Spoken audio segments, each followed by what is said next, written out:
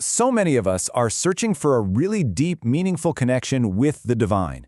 But let's be honest, the path to get there isn't always super clear. So how do you actually build that relationship? Well, we're about to dive into some powerful ideas that can really help guide the way. It really all comes down to this one big question, right? How in the world do you build a relationship with someone you can't physically see? The approach we're exploring here is actually pretty brilliant. Just think of it like any other personal relationship you want to build. It's going to take communication, understanding, and some real commitment.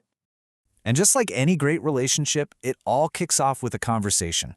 But here's the key. We're not talking about a monologue. We're talking about a genuine two-way dialogue. This is the bedrock for everything else we're going to talk about. Just look at the difference here. On one side, you've got this one-way street. Just reciting phrases you've memorized or basically talking at the divine. But on the other side, that's where the magic is, a true two-way dialogue. This is the game changer, because it means you're not just talking, you're also listening. And that listening part is absolutely crucial. So what does this speaking part actually feel like? Well, you can think of it as honest prayer. And this isn't about getting the words perfect or using formal language. Nope. It's about being real. It's about sharing your biggest joys, your deepest struggles, even the doubts you're afraid to admit, just like you would with a friend you trust with your whole heart. But of course, any conversation is only half a conversation if you're the only one talking. That's where active listening comes in.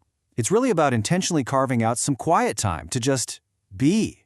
Maybe it's through meditation or silent reflection, or even just a quiet walk in nature. The point is, you're creating the space to feel that sense of peace or to receive a little guidance. Okay, so you've started talking and you've started listening. What's the next step in any relationship? Well, it's getting to know the other person, right? Like, who are they, really? What do they value? What's their story? The exact same thing applies here. So how do we do that? We dig into the core teachings and stories of our faith, which, for so many of us, are found in our sacred texts. You can almost think of these texts like getting a whole collection of letters from a loved one. They show you their character, the promises they've made, and what's on their heart. It's how we go from just knowing about the divine to truly starting to know them. And here's the thing. It's not just about reading the words on a page. It's about really engaging with them. This little three-step approach is super helpful. First, you just read with an open heart. Then, you actually pause and reflect. What does this really mean?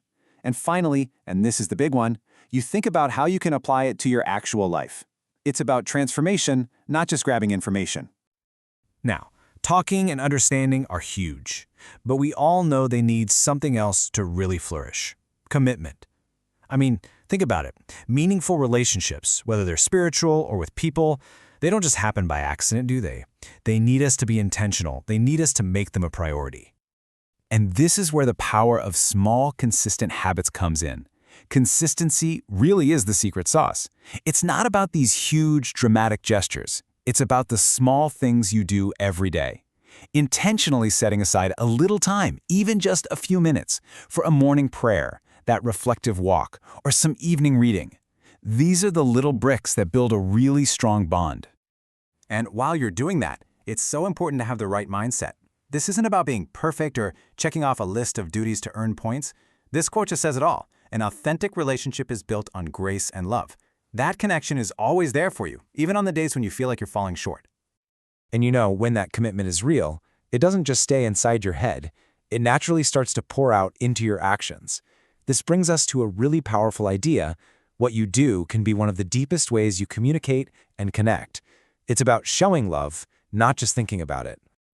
So, what does that look like in the real world? Well, it's about practicing compassion and kindness in your day-to-day life.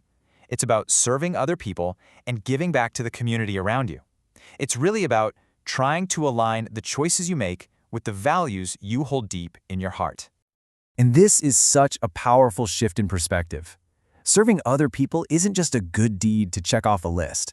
It can actually be a profound form of worship. It's a way you get to actively take part in and share that divine love, which just deepens your own connection even more.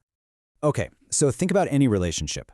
When things start getting serious, what do you usually do? You meet their friends, you meet their family, right? Well, the spiritual journey is no different. That connection gets so much stronger when it's shared with a community. And community can look a little different depending on the setting. On one hand, you've got corporate worship, that big group experience with shared music and a sense of reverence. But then you also have fellowship, smaller, more intimate groups where you can really talk, ask tough questions, and support each other. Both are just incredibly valuable. Because at the end of the day, trying to do this all on your own can be tough. Sharing the journey with other people makes it so much more rich and sustainable. That community gives you encouragement when you're feeling down, support when you're confused, and that little bit of accountability to help you keep moving forward. We really are stronger together. So as we start to wrap this up, I think the most important thing to hold on to is this. Building a deep relationship with the divine isn't some task you finish or a destination you finally arrive at. It's a patient, lifelong journey. It's a process that's built day by day on connection and commitment. And that really just leaves one final question for you to think about. After everything we've talked about, from honest prayer to serving others, what's just one small thing you can do to either start or maybe just deepen that conversation today?